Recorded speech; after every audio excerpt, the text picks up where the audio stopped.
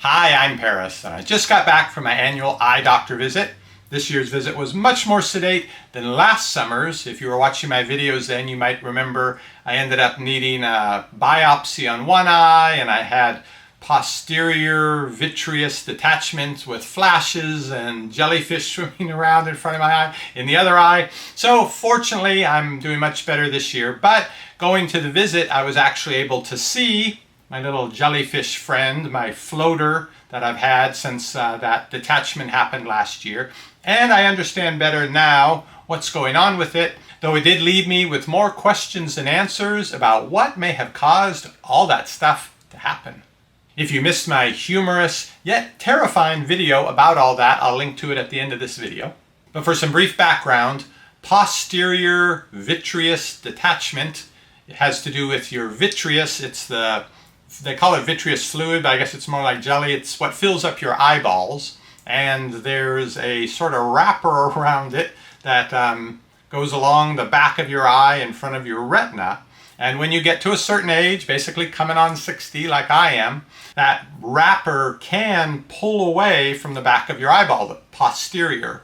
And so it detaches, and you still, for most people, you still see fine. It doesn't cause major problems, but it's like a plastic bag that kind of pulls loose, and you don't absolutely need it apparently because your eyes still work, but you can get where a little piece of something from the back of your eye pulls away as well, and then it floats around in front of your eyeballs. So in my case, I had this dark spot, a floater that appeared, and when I moved my eye, it would move, and it was sort of trailing some little tendril kind of thing. So I thought it looked like a jellyfish. And if I moved my eye this way, the jellyfish would swim over here. And if I look back this way, jellyfish do that. And he's been with me for a year now. I was told by a specialist here in Austin that it could disappear within a few months' time, sort of get reabsorbed into things, but that didn't happen. And my eye doctor today said, yeah, after about a year, that's still with you. That's probably always going to be with you. We can remove it, but it involves surgery. And when I looked into it a little further online, and they talked about removing the vitreous gel and filtering it, and no, it's okay. I've just got a little jellyfish friend to keep me company.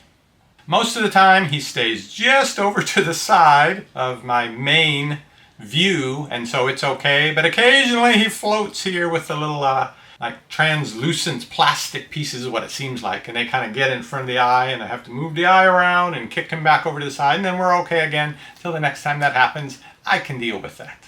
My doctor today was actually able to capture the little jellyfish on film, and if you don't like to see stuff with blood vessels and all that, you may not want to look at this next picture, but I'm going to show you the picture that my eye doctor showed me, and I'll mark on it exactly where you can see the little jellyfish guy. So other than that, all my eye test results were good. My eyes are healthy. Have a little trouble with the near vision, things are a little blurry, and so I need the reading glasses. But other than that, I see well, so I don't feel I'm entitled to complain about my vision. But as for what caused it in the first place, I was told when you get to a certain age, that tends to happen. Then today, I was looking into things a little more after my appointment. I came home and I thought, I started my cancer treatment back just over a year and a half ago, and right after I was started on Lupron, and about 3 weeks after my first chemo session, something weird happened with my eye that I don't think I mentioned in earlier videos, because I was told at the time, nah, it doesn't have anything to do with the cancer treatment. And what happened was, it was in the evening, and again, I think I was due the next day to go in for my next infusion. I was having infusions of chemo every 3 weeks, and so I had my first infusion and was recovering from all the effects of that. And then it was the day before going in that just here at home, and the kids were in the kitchen with my wife, and my eye was a little itchy, and I rubbed it. And when my daughter came out carrying a plate of food and looked at me, she said, "Your eye's filling with blood." What? And so I thought it must have been something on the outside, and I went to the mirror to look, and I'll show you a picture of it I took at the time. But again, if you don't like seeing nasty things, because this is pretty nasty, just don't look for the first 5 seconds. Here's what I saw in the mirror. The chemo doctor and nurses said, if you have any weird stuff go on before going to see your regular doctor, call us, because we're used to dealing with strange things that can happen with this, and we might be able to advise you better. I explained what was going on with my eye, and they said, well, are you having any vision issues? And because I would think with all that blood in my eye that if I looked through just the one eye, it would all be pink or red. But no, there wasn't. Strangely, there wasn't any of that. And they said, yeah, we don't think that it's a major eye problem that you're having. We don't think it's related to the chemo at all, but it just seems like you broke a capillary rubbing your eye. You're coming in here tomorrow morning for the infusion. We'll take a look at it. Now, these are oncology nurse and doctors, not ophthalmologists, but looked at my eye with lens and so forth and said, yeah, we're pretty sure this is not related to the treatment we're giving you. So we're going to continue. We're going to give you your next infusion today. If you want, go see an ophthalmologist, which I immediately called and made an appointment and went a day or two later and did that. And basically everybody concurred, yeah, you just somehow by rubbing your eye, you broke a capillary, and no relation to having this cancer treatment. Correlation does not equal causation. I know you got to remember that in science. Two things happening at the same time, but it doesn't necessarily mean one causes the other. But then when it's happening to you, and let's see, I just started chemo, I've had all these other side effects going on, suddenly my eyeball's filling up with blood. What could be causing that? But then I go up to Dallas. I just walked out the door from a Kroger supermarket into the parking lot, bright sun, and oh, it's bright sun. And then the bright sun didn't stop. I was having flashy things when I moved my eyeball around. And there were floaty things. It was like something really bad had happened in my eyeball. So this was during the day, so I was able to get right in and see an ophthalmologist up in Dallas. And they looked at that and said, oh, we think you've probably had that posterior vitreous detachment, and so it's the symptoms you're having are normal. They should clear up, but you should make an appointment with a specialist. So I did that. But everyone I spoke to, the ophthalmologist, the eye specialist, my radiation oncologist, I told what was going on, and they all said, yeah, that can happen when you get to that age, but not related to your cancer treatment, not related to the chemo, not related to the radiation.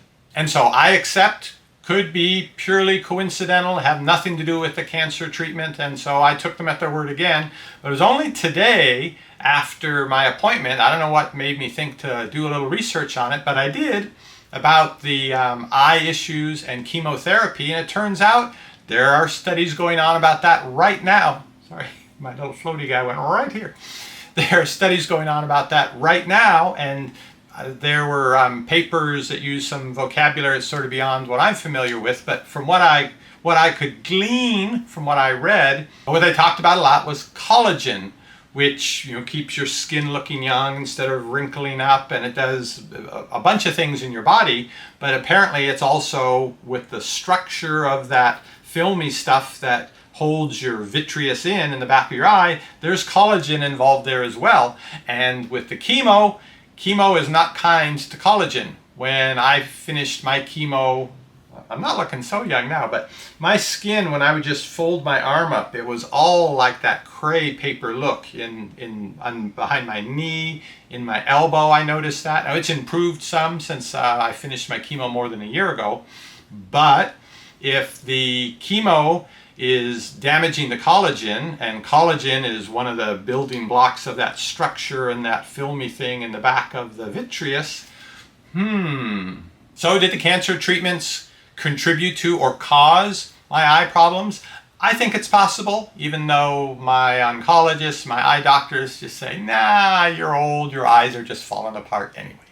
So what can I do to protect my eyes? Well, if it's just an old age and so your eyes are falling apart kind of thing, maybe not a lot, but I'm planning to research supplements, things I can take that will nourish my eyeballs.